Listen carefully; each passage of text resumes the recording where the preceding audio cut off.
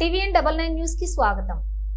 రాష్ట్రంలోని లక్షలాది ప్రజలు ఎప్పటి నుంచో కొత్త రేషన్ కార్డుల కోసం ఎదురు చూస్తున్నారు.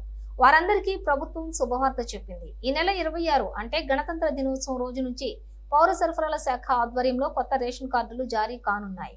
అయితే తెలంగాణలో ఇటీవలే కొత్త రేషన్ కార్డులకు సంబంధించిన మార్గదర్శకాలను కూడా ప్రభుత్వం విడుదల చేసింది. ఇక్కడ కొన్ని ముఖ్యమైన అంశాలను పరిశీలిద్దాం. ముసాయిదా జాబితాను గ్రామసభ వార్డుల్లో ప్రదర్శిస్తారు. లబ్ధిదారుల పేర్లను చదివి వినిపించి చర్చించిన తర్వాత ఆమోదిస్తారు. దరఖాస్తులను నిశితంగా పరిశీలించిన తర్వాత కులగణన సర్వే ఆధారంగా రేషన్ కార్డులు లేని కుటుంబాల జాబితాను జిల్లా కలెక్టర్ GHMC కమిషనర్ కు పంపిస్తారు. మీ సేవ సర్వీసు ఫారంలపై క్లిక్ చేస్తే అక్కడ వివిధ విభాగాల ఫారంలు కనిపిస్తాయి. అప్పుడు పౌర సరఫరాల శాఖ ఎంపికపై క్లిక్ చేయాలి. మంత్రివర్గ ఉపసంఘం సిఫారసులకు అనుగుణంగా కొత్త రేషన్ కార్డుల లబ్ధిదారులకు ఎంపిక ప్రక్రియ జరగనుంది.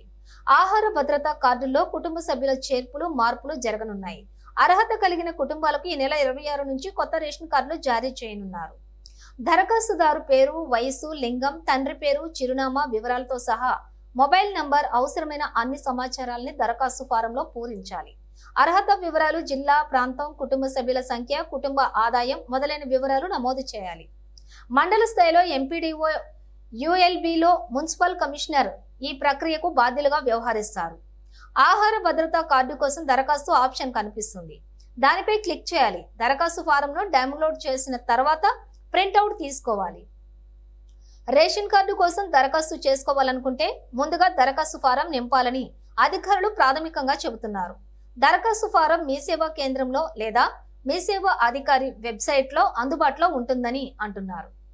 అన్ని పత్రాలను జత చేసి దరఖాస్తు ఫారంను నిర్ణీత రుసుముతో మీ సేవా కేంద్రంలో సమర్పించాలి.